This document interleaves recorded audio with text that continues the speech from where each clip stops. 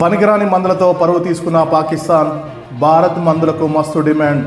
పాకిస్తాన్, ఆఫ్ఘనిస్తాన్ మధ్య దూరం రోజు రోజుకు పెరుగుతుంది. రీసెంట్గా ఆ రెండు దేశాలు ఒకరిపై ఒకరు దాడులు చేసుకున్నాయి. అప్పటి నుంచి ఆఫ్ఘాన్ పాకిస్తాన్కు దూరంగా ఉండాలని నిర్ణయించుకుంది. తాజాగా మరో కీలక నిర్ణయం తీసుకుంది. పాకిస్తాన్ నుంచి దిగుమతి అవుతున్న ఔషధాలపై నిషేధం విధించింది. దీని స్థానంలో భారతీయ మందులను కొనుగోలు చేయాలని నిర్ణయించింది. దీనికి ప్రధాన కారణం నాణ్యత, అత్యధిక ధరలే కారణం. ఆఫ్ఘనిస్తాన్లో జరిగిన ఓ చిన్న కొనుగోలు అక్కడ పెద్ద దుమారం రేపింది. ఏకంగా ఆ దేశంతో వాణిజ్య ఒప్పందాన్ని నిలిపివేసే వరకు ఇది తీసుకెళ్లింది. రీసెంట్గా ఆఫ్ఘనిస్తాన్లో ఓ వ్యక్తి పారాసిటమాల్కి సంబంధించిన పరోల్ కొన్నాడు. ఈ మందులను ఆఫ్ఘాన్కు పాకిస్తాన్ నుంచి వస్తాయి. అయితే ఈ వ్యక్తి మందులు కొన్న షాపు ఫార్మసిస్టు అతనికి భారత్ నుంచి వచ్చిన టాబ్లెట్లను తీసుకోమని సూచించారు. పాక్ మందుల కంటే భారత్ టాబ్లెట్లు 4 రెట్లు చౌకగా వస్తాయని చెప్పారు. నాణ్యత కూడా పాకిస్తాన్ కంటే నాణ్యతగా భారత్ మందులు ఉంటాయనేసి ఆ వినియోగదారు చెప్పడంతో ఈ మొత్తం విషయాన్ని ఆఫ్ఘనీ సోషల్ మీడియాలో పోస్ట్ చేశారు.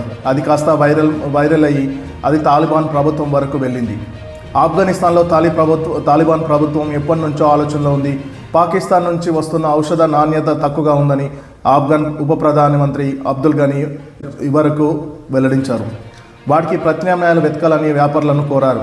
ఈ క్రమంలో భారత్లో ఉన్న మందులు వారిని ఆకర్షించాయి.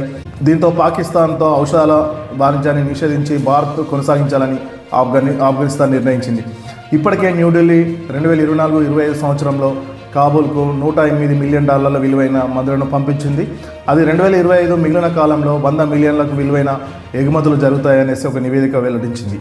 దీనికి ముందు ఆఫ్ఘనిస్తాన్కి సంబంధించిన పరికరాలు, మెడిసిన్ పూర్తిగా పాకిస్తాన్ పైన ఆధారపడింది. భౌగోళికంగా దేశానికి దగ్గరగా ఉండడం, తక్కువ ఖర్చులతో మందులు, ఇతర పరికరాలు సరఫరా జరగడం ఇందుకు ప్రధాన కారణంగా తెలుస్తుంది. ఆఫ్ఘనిస్తాన్ దేశీయంగా ఔషధాల ఉత్పత్తి చాలా తక్కువ. దాని మందులలో 85-95% వరకు దిగుమతి పైన ఆధారపడి ఉంటుంది. ట్రేడింగ్ ఎకనామిక్స్ డేటా ప్రకారం పాకిస్తాన్ 2024లో ఆఫ్ఘనిస్తాన్కు $186.69 మిలియన్ల విలువైన ఔషధాలను ఎగుమతి చేసింది. ఆఫ్ఘనిస్తాన్లో ఉపయోగించే మందులలో 70% పైగా నవంబర్లో 2025కు ముందు పాకిస్తాన్ నుండి వచ్చాయి. అయితే ఈ మధ్యకాలంలో పదే సరిహద్దుల్లో తీవ్ర ఉద్రిక్త పరిస్థితులు నెలకొన్న వేళ దాని తర్వాత టోర్జామ్, చమన్ సరిహద్దు క్రాసింగ్లను గత ఏడాది ఆఫ్ఘన్ వ్యాపారులకు పాక్ మూసేసింది. దీంతో తాలిబాన్ నాయకత్వం పాకిస్తాన్ మాదక ద్రవ్యాలపై పూర్తిగా నిషేధం విధించింది.